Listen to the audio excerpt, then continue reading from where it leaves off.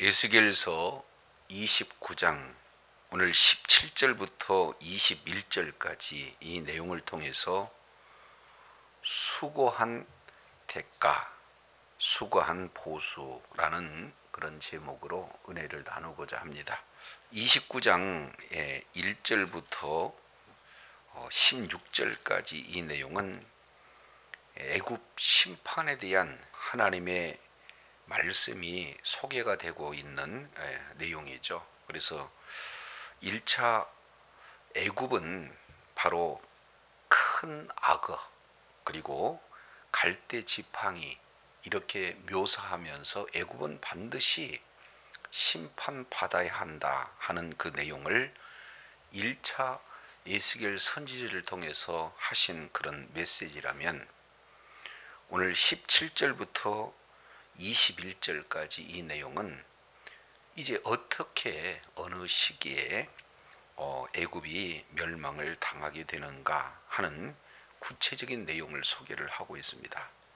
그래서 오늘 17절부터 21절까지 크게 세 파트로 나눠서 생각해 볼 수 있는데, 먼저 이 계시가 임한 시기입니다.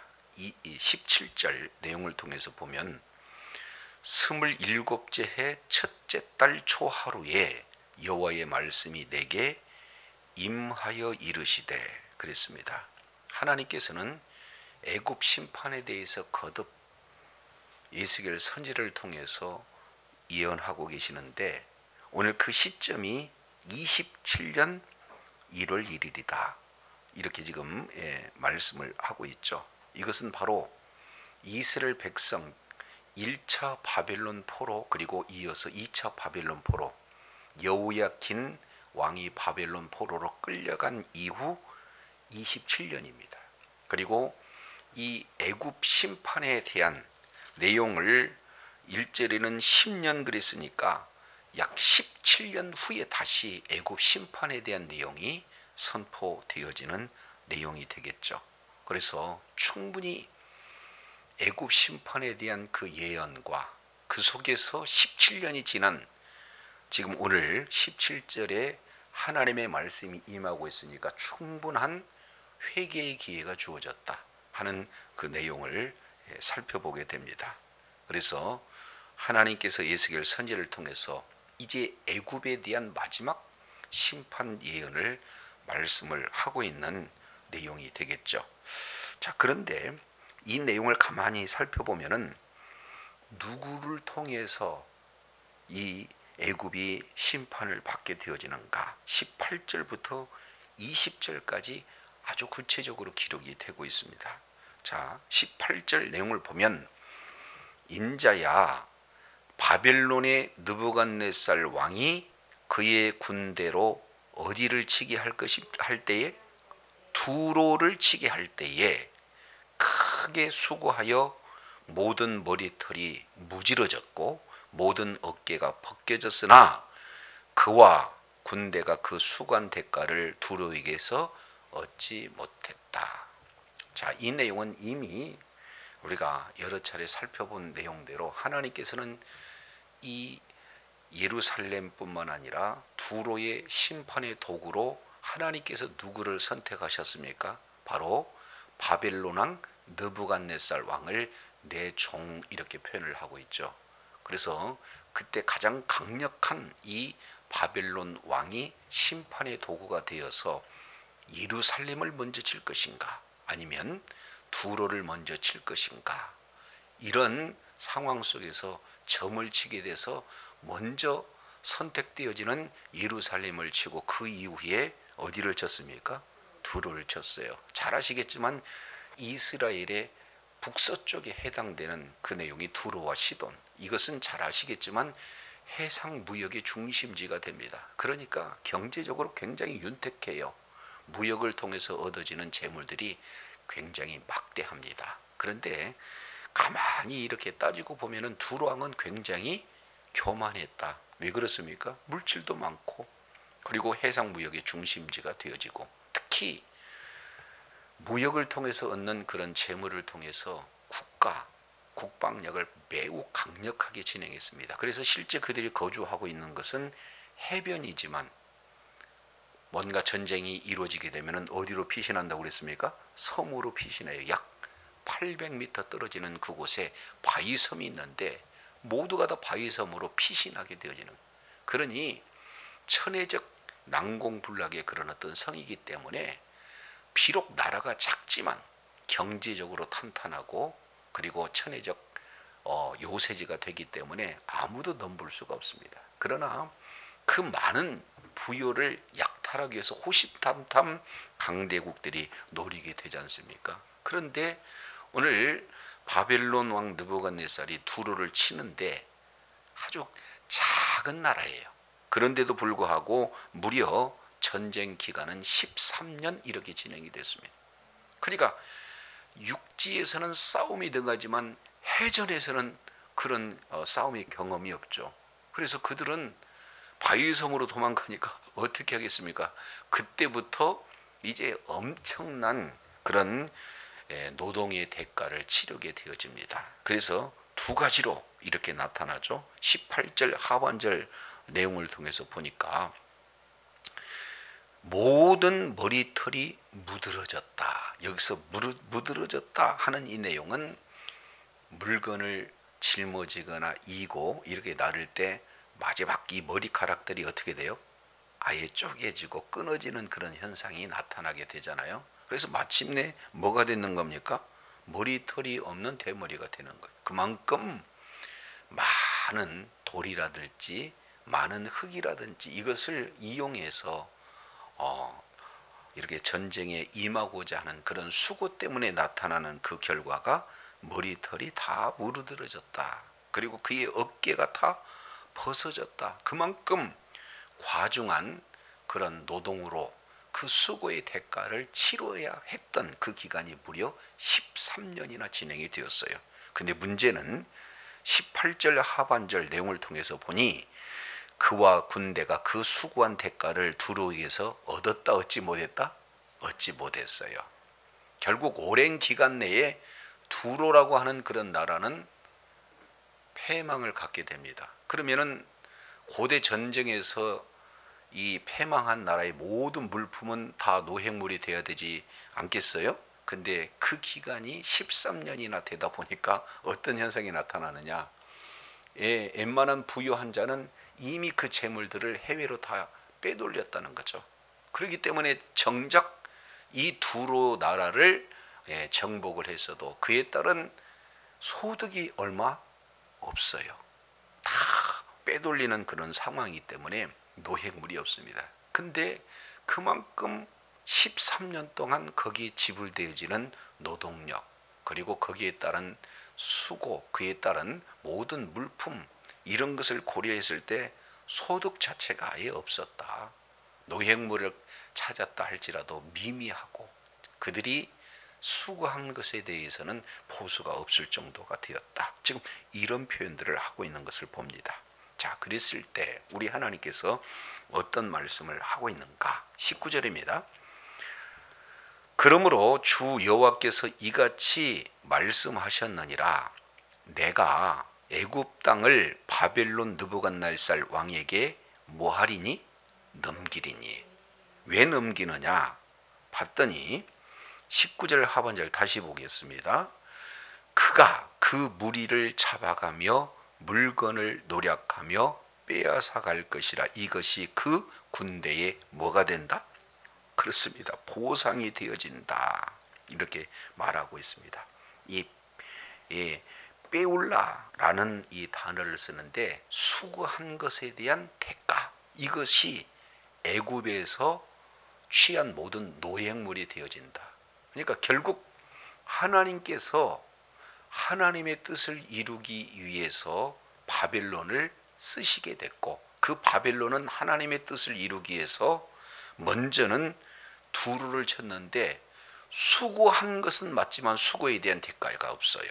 그러다가 보니까 우리 하나님께서 그 수고의 대가를 이제는 두루에서 취하지 못했은 고로 어디로부터 취하게 하겠다는 거예요? 애굽 왕을 그들에게 넘겨서 애굽을 약탈한 모든 것들로 그들의 수고의 하나의 보수가 되겠다. 그런 값을 치르게 하겠다. 이렇게 말씀을 하고 있습니다. 이유가 20절이에요. 자, 20절 내용을 통해서 보니까 그들의 수고는 누구를 위하여? 나를 위하여. 여기서 나는 하나님입니다. 그러니까 하나님을 위해서 수고했다. 그러니 나를 위해서 수고한 그 수고에 대해서 그 대가로 내가 애굽 땅을 그들에게 주었느니라 여호와의 말씀이니라.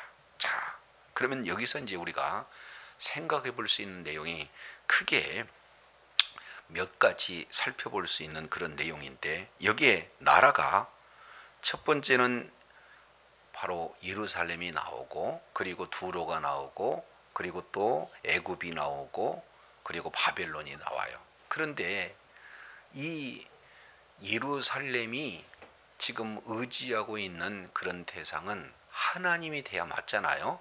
그런데 이 바벨론 왕이 침공하다가 보니까 그 시대에 바벨론과 대적할 수 있는 그러한 힘을 가지고 있는 나라는 애굽이 되어져요. 그래서 하나님을 의지해야에도 불구하고 하나님 대신 애굽을 의지해서 우리 하나님께서는 그 이스라엘이 의지고자 하는 애굽을 어떻게 되는 거예요? 지금 바벨론을 통해서 심판해 버리는 거예요. 진정한 의지의 대상은 애굽이 될 수가 없다는 거죠. 자, 그래서 바벨론이 이기게 한 것은 바벨론이 뭔가 힘이 아주 강력해서 애굽을 이긴 것이 아니라 하나님께서 바벨론에게 애굽을 넘겨주었기 때문에 바벨론은 애굽을 이렇게 이기고 노력할 수가 있었다. 지금 이렇게 말하고 있습니다. 근데 여기에 역설적인 의미가 담겨져 있어요. 두로는 큰 나라입니까? 작은 나라입니까? 아주 작은 나라예요. 그런데도 큰 나라 바벨론이 그렇게 오랜 기간을 굉장한 그런 수고와 노력과 대가를 지불하고 이렇게 이기고자 했는데 그 기간이 무려 13년이나 걸렸습니다. 반면 큰 나라 이 바벨론과 대등하게 열만한 이 애굽은 하나님께서 넘겨버리니까 뭐예요? 순식간에 바로 승리가 주어졌다. 그러면 바벨론 입장에서 작은 나라 두로나 그리고 큰 나라 애굽 이기기는 이겼지만 결국에 이 모든 세계 역사의 주관자는 이 내용을 통해서 누구로 볼 수가 있습니까? 그렇습니다. 하나님께서 모든 역사의 주관자가 되신다.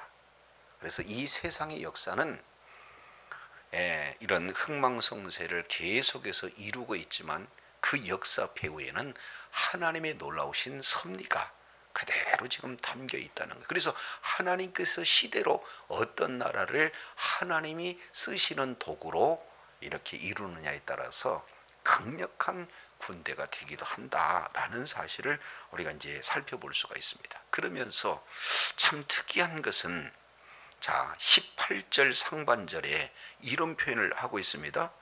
18절 상반절에 두루를 치게 할 때 크게 수고하였다. 그리고 그 하반절 그 군대가 그 수고한 대가를 두루에게서 얻지 못했다. 그리고 20절 내용을 보니까 그들의 수고는 나를 위하여 함인즉, 그래서 18절 수고라는 단어가 2번, 그리고 20절 수고라는 단어가 나와요. 이 수고는 우리 하나님이 누구의 수고로 인정을 해주느냐? 나를 위한 수고다. 자, 그런데 하나님을 위한 수고에 대해서 첫 번째 두로를 통해서는 만족한 대가가 지불되지 못했단 말이에요. 보수가. 그런데 이제는 그 보수가 해결되지 않으니까 애굽을 통해서 제시하고자 하는 것이 바로 하나님의 뜻인 줄로 깨달으시길 바랍니다. 따라서 오늘날 우리들에게 적용하는 내용을 통해서 보면은 우리가 하나님을 위해서 행하는 모든 시간이 됐든지 여러 가지 달란트가 됐든지 물질이 됐든지 여러 가지 헌신한 모든 내용들, 우리 하나님은 하나님을 위한 그 수고를 잊는다, 잊지 않는다? 잊지 않는다는 거예요. 그래서 이 땅에서도 우리 하나님께서 그 수고의 대가로 크신 은혜를 베풀어 주시지만 진정한 수고의 대가는 언제입니까? 주님이 다시 오실 때 하나님의 나라에서 각각 수고한 대가로 우리 하나님이 반드시 기억하시고 베풀어 주신 줄로 깨달으시길 바랍니다. 그러니까 역사의 주관자가 하나님이시고 하나님을 위해서 하시는 모든 수고의 대가는 반드시 우리 하나님이 치르신다는 사실이에요. 자, 그런데 이거보다도 더 중요한 것이 21절입니다. 우리 다 같이 21절 한번 읽겠습니다. 시작. 그날에 나는 이스라엘 족속에게 한 뿔이 돋아나게 하고 나는 또 내가 그들 가운데서 입을 열게 하리니 내가 여호와인 줄을 그들이 알리라. 할렐루야. 자, 21절 이 내용은 핵심이 바로 이스라엘의 회복이 있습니다. 자, 여기 중요한 한 단어가 21절 그날에 이렇게 표현하고 있습니다. 그러면 그날은 문맥을 고려했을 때 어떤 날입니까? 애굽이 패망하던 날이에요. 다른 말로 본다면 애굽은 이스라엘의 원수 나라가 되어지죠. 그러니까 원수가 대적이 패망하던 그런 날이다. 여기 1차적 의미가 되어집니다. 그런데 이것을 그때 그 당시 애굽이 패망한 1차적인 의미로도 받아볼 수가 있지만 진짜 본질적인 내용은 뭡니까? 최종적인 최후 심판의 날, 이 날을 우리 하나님께서 승리하시는 그 날을 그날 이렇게 크게 확대해서 볼 수가 있습니다. 자, 그랬을 때 내가 이스라엘 족속에게 뭐를 솟아나게 하겠다? 한 뿔. 여기 중요합니다. 성경에서 뿔은 권세와 능력을 말하고 있죠. 그러니까 이스라엘에게 한 뿔을 솟아나게 하겠다. 이게 어떤 내용입니까? 자, 우리 다시 한번 보겠습니다. 예수기엘서 29장 14절 하반절 내용을 보면은 애굽은 미약한 나라가 되게 하겠다. 다시는 모든 열방에서 스스로 높이지 못하는 나라가 되겠다. 다시는 열국을 다스리지 못하게 하고 다시는 이스라엘이 이제 그 나라를 의지하는 나라가 되지 못하게 하겠다. 한마디로 본다면은 큰 애굽은 점점점 작아지는 축소하는 그런 나라가 되어지겠다는 거예요. 왜? 이제는 애굽의 멸망 이후에 회복할 수 없는 아주 미미한 나라로 만들겠다는 것이 1차 지금 애굽에 대한 에스겔을 통한 예언의 말씀 아니겠습니까? 그런데 2차 이 내용을 통해서 보면은 바벨론을 통해서 이 일을 이루게 하겠고 그런 바벨론 통해서 이루어지는 그 날이 되었으면 내가 이스라엘은 어떻게 된다는 거예요? 한 뿔이 솟아나겠다. 그러면은 이게 이스라엘 나라가 패망해서 없어지겠다는 겁니까? 이스라엘 나라가 이제는 한 뿔 큰 힘과 권능이 솟아나겠다. 그랬으니까 이스라엘의 회복, 다른 말로 이스라엘의 흥왕을 말씀하는 겁니까? 그렇습니다. 애굽은 축소가 되고 이스라엘 나라는 다시 흥왕된다. 그래서 그 흥왕되는 그 핵심은 바로 한 뿔을 솟아나게 하겠다 하는 이 내용. 그러면 이 한 뿔이 어떤 내용인가? 우리 구약, 우리 잠깐만 시편 132편 이 내용을 한번 살펴보도록 하겠습니다. 여기에 하나님이 약속하신 그 뿔의 개념이 어떤 내용인가? 자, 먼저 132편 15절. 내가 이 성에 식료품에 충분히 복을 주고 양식으로 그 모든 빈민을 만족해 할 것이다. 그러니까 13절 내용을 보면 여호와께서 시온을 택하시고 자기 거처를 삼고 이르시기를 이곳은 내가 영원히 쉴 곳, 내가 여기서 영원히 살 곳 이렇게 말씀하시고 그 성에는 하나님이 임재하시고 하나님이 영원히 살고 있기 때문에 가장 먼저 주어지는 내용이 뭡니까? 물질적인 축복을 하나님이 허락하시겠다. 자, 자, 그러면서 16절, 내가 제사장들에게 구원으로 입히리니 그 성도들의 즐거움으로 외치리니. 지금 이런 내용이, 그러니까 하나님이 축복을 허락하실 때 나타나는 그런 반응이 되겠습니다. 자, 그러면서 두 번째예요. 자, 이 내용을 통해서 보면은 17절입니다. 내가 거기서 다윗에게 뭐가 나게 하겠다? 다윗에게 뿔이 나게 할 것이라. 내가 내 기름 부음 받는 자를 위하여 등을 준비하게 되겠다 하는 이 내용입니다. 그래서 여기서 기름 부음 받은 자는 메시아를 얘기하는 거 아니에요. 그러니까 메시아를 통해서 회복할 나라, 그것은 바로 하나님의 나라인 줄로 믿습니다. 그래서 이 세상의 나라, 이 언약 백성을 대적했던 이 세상 나라가 완전히 패망을 할 때 이스라엘 나라, 하나님의 나라는 그 뿔이 우뚝 세워지겠다. 누구를 통해서? 메시아를 통해서 세워지는 그런 이스라엘의 회복을 이렇게 말씀을 하고 있습니다. 그러면은 이것은 언약 아니겠어요? 근데 실제 언약이 성취가 언제 이루어졌느냐? 이 내용을 누가복음 1장 68절 69절에 이렇게 표현을 해요. 자, 세례 요한의 아버지 사가랴가 성령 충만해서 예언합니다. 68절에요. 찬송하리다 주 이스라엘 하나님이여 그 백성을 돌보아 속량하시며 우리를 위하여 구원의 뿔을 그 종 다윗의 집에 일으켰으니. 지금 이렇게 표현을 하고 있습니다. 결국 성령 충만해서 이제 이 세례 요한이 메시아의 길을 예비할 자고 그 위에 오실 자가 누굽니까? 예수 그리스도 메시아 아니겠어요? 그런데 그 메시아를 통해서 뭐라고 합니까? 구원의 뿔이 어떻게 됩니까? 다윗의 집에서 일으켜셨다. 실제 시편 132편 17절의 예언의 말씀을 오늘 누가복음 1장 69절 이 내용을 통해서 성취되었다라는 사실을 지금 말씀을 하고 있습니다. 그래서 결국 애굽의 심판은 이 세상 하나님 나라의 대적의 심판이 되어지고, 그랬을 때 언약 백성, 좀 더 구체적으로 표현한다면 하나님 나라가 메시아를 통해서 이렇게 흥망케 되리라는 이런 메시지를 이렇게 말씀을 하고 있어요. 자, 그러면 이 갑작스럽게 나타나는 내용이 에스겔서, 지금 오늘 본문의 내용 아니겠습니까? 애굽 심판에다가 삽입된 그 내용이 바로 이 부분이 되어져요. 자, 그래서 자, 다시 한번 보겠습니다. 에스겔서 29장 21절, 그날에 내가 이스라엘 족속에게 한 뭐가 나겠다? 뿔이 나겠다. 이 뿔은 뭡니까? 구원의 뿔을 지금 말씀을 하고 있습니다. 자, 그러면 내가 여기서 나는 하나님이 되어지고 또 너로 여기서는 에스겔이 되어지죠. 근데 내가 너에게 그들 중에서 입을 열게 할 것이다.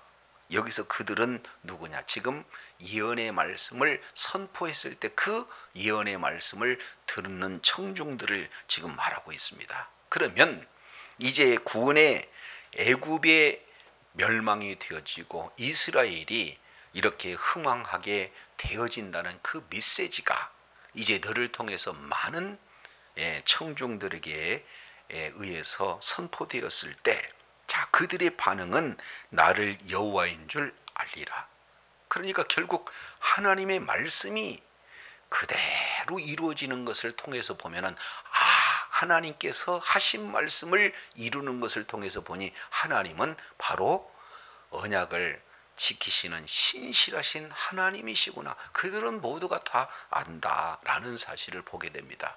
그리고 이제는 이 이스라엘 백성들이 완전히 멸망하는 것으로 소망이 없어지는 것이 아니라 다시 한 뿔이 세워짐으로 말미암아 이스라엘 나라의 회복이 이루어지고, 그리고 하나님 나라가 완전히 세워질 것에 대한 확신 속에서 고백이 뭐예요? 나를 여호와인 줄 알리라. 이런 고백이 이루어진다는 사실입니다. 그래서 결국 애굽의 심판 그 자체가 이스라엘에게는 뭐예요? 회복의 핵심적인 메시지가 되어진다라는 것을 이렇게 보게 됩니다. 그래서 이제는 먼저 하나님의 말씀에 떠났던 이 예루살렘 심판 말씀 그대로 이루어졌어요. 그리고 그 주변 국가들 다 이제는 여러 가지 7개 나라 순서대로 애굽까지 7개 그런 나라에 대한 심판이 그대로 이루어졌습니다. 그러면은 여기서 공통적으로 나타나는 것이 뭡니까?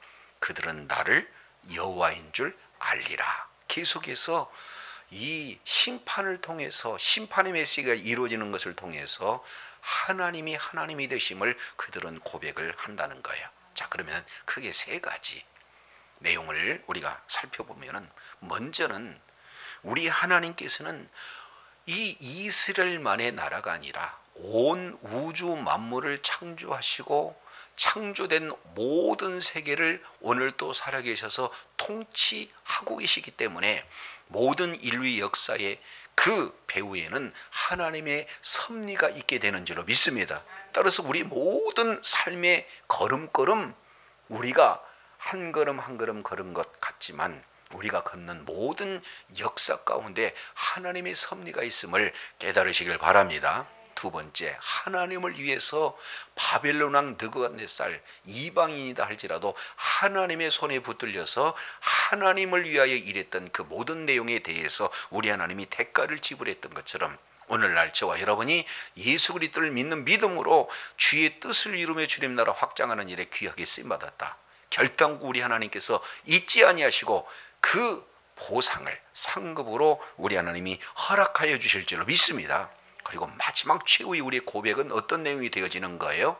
바로 하나님께서 세상 나라를 완전히 무력화시키고 멸망시키시고 최후 하나님의 나라가 굳건히 세워질 그때 우리는 이구동성 하나님만이 우리의 하나님이 되신다라고 고백하게 되어지고 많은 영혼이 그 한 사람도 예외 없이 하나님을 하나님으로 인정하게 된 줄로 믿습니다.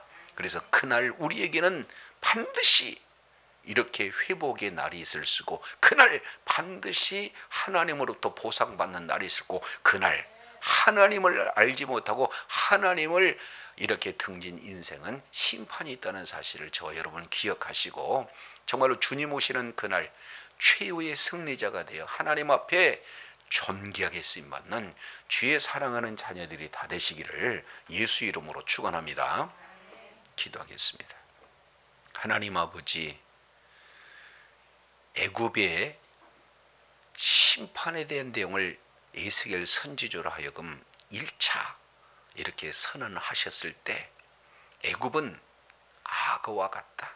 그리고 애굽은 지팡이와 갈대 지팡이와 같다. 그래서 그들이 왜 심판을 받아야 되는지 우리 주님이 애굽 심판에 대한 내용을 선포하셨다면 2차 에스겔 선지를 통해서 애굽 심판에 대한 내용은 바로 바벨론이 그들을 심판하고 그 바벨론에 의해서 심판받는 것은 두로에 대한 수고에 대한 그 보수로 값으로 바벨론을 쳐서 노획물이 그들에게 바로 큰 보상이 되어지는 모습으로 애굽 심판을 말씀하고 있습니다. 그래서 애굽 심판으로 끝나지 아니하고 애굽 심판 받는 그날이 바로 이스라엘의 회복의 날이요 하나님 나라의 회복을 우리 주님이 말씀하고 있습니다. 그래서 하나님의 놀라운 섭리, 모든 역사 가운데 하나님의 놀라우신 섭리를 말씀하고 있고 그리고 하나님을 위해서 이렇게 수고하고 헌신하는 그 내용은 결단코 우리 주님이 잊지 않고 보상하실 뿐만 아니라 그날 이제는 세상이 멸망받고 하나님의 나라가 이렇게 세워지는 그날 우리 주님이 다시 오실 그날 분명히 여호와 하나님이 하나님이 됨을 고백하는 자도 있고 뒤늦은 바로 하나님을 대적하는 그런 여전한 이 하나님의 등지고 사는 그런 자리에 있는 사람을 보게 됩니다. 그래서 오늘 본문을 통해서 우리에게 주어지는 내용이 바로 모든 것에 하나님의 섭리하심과 하나님의 그런 일을 위해서 수고한 택 날을 우리 하나님이 잊지 않을 뿐만 아니라 그날 최후의 승리자가 되어진다는 메시지를 말씀을 통해서 일깨워 주셨사온즉 모든 시간 순간순간마다 하나님의 섭리를 알고 끝까지 헌신하고 수고함으로 우리 하나님이 허락하신 놀라운 상급과 최후의 승리자가 되므로 하나님께 영광 돌리는 주의 사랑하는 자녀들 다 되게 하여 주시옵소서.